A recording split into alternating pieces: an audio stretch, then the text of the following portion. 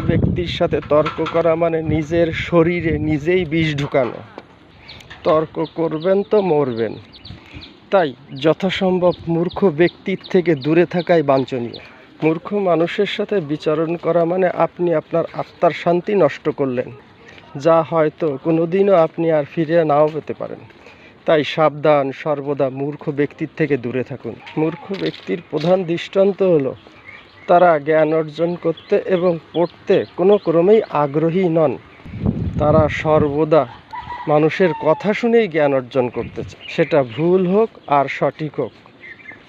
মূর্খতা একটি নীরব ঘাতক ব্যাধি। এই ব্যাধিতে যারা আক্রান্ত হয়েছে তাদের ভালো হওয়া সম্ভব নয়। তাই আবারও সাবধান করছি, এই ঘাতক ব্যাধিতে যারা আক্রান্ত তাদের থেকে দূরে থাকুন, সাবধান থাকুন।